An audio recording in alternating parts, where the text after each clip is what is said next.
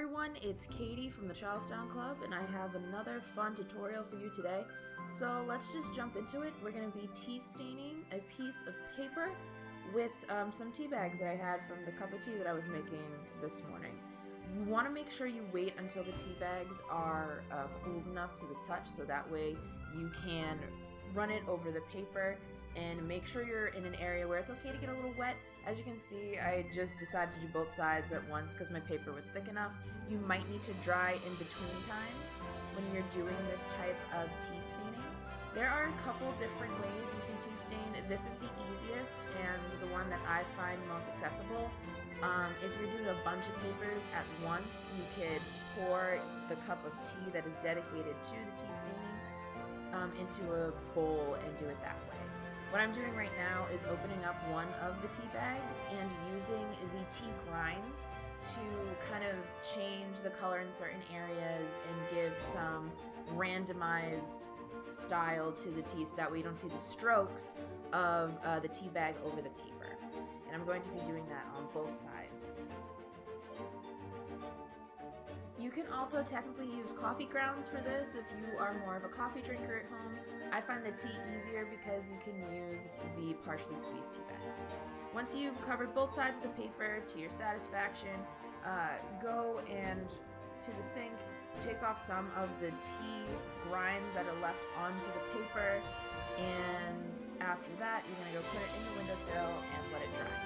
I thankfully had one already done and going on to the next step, which is making the spell portion of this activity.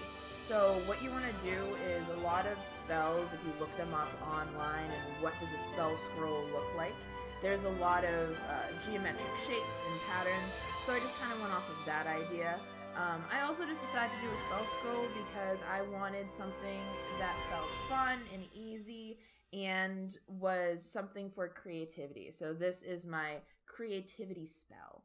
I used a bunch of different gel pens in different shapes, didn't really have any sort of plan going into this.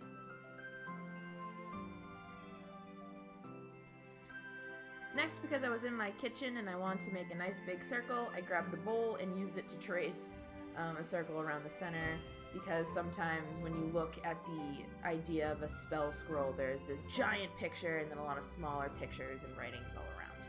I used a bunch of different colored pens, as you can see from the side, but you can use whatever you want when you're doing this part. It is up to you. This is your creativity spell. This is what you can look at when you're looking for some creative energy.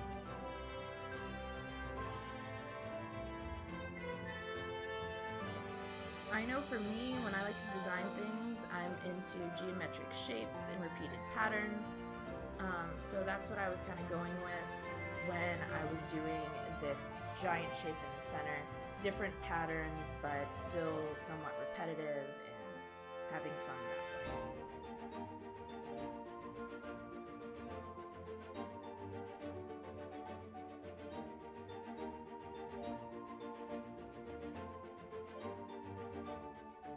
Also, you can see that I have a paintbrush on the screen. I used that on a different piece of paper when I was staining for a smaller piece of paper when the tea bag was either maybe a little bit too hot. I can dip it in the tea if I wasn't planning on drinking it, and using the tea brush to do smaller area, or the paintbrush to do smaller areas with it.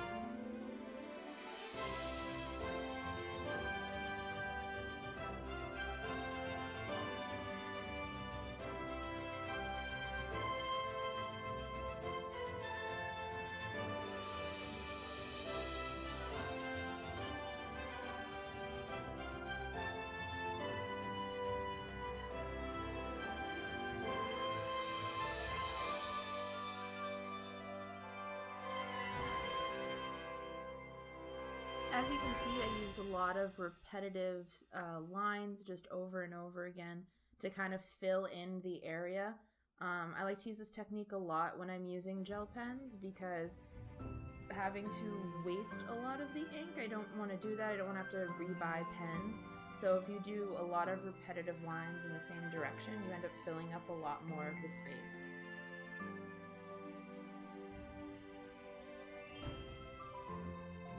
At this point, I decided to start writing down the different words that I think about when I need to be more creative. These are the spell words that I wanted to use in my spell scroll.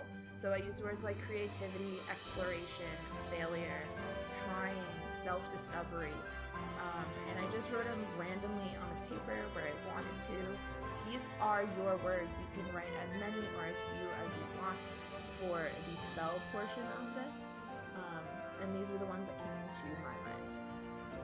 After that, I grabbed a different color pen and just kind of scribbled on the paper in a way that kind of looked like ancient arcane writing that I've seen on some things.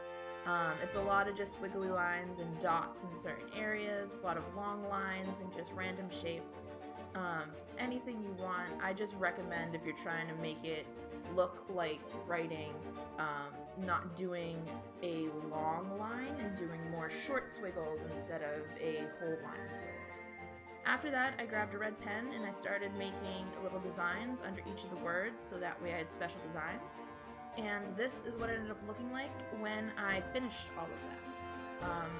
This is a very simple activity, something that I thought was going to be fun and easy to do with something that I kind of throw away every day and thought I could have used. So hope you liked this tutorial, and I will see you all next time.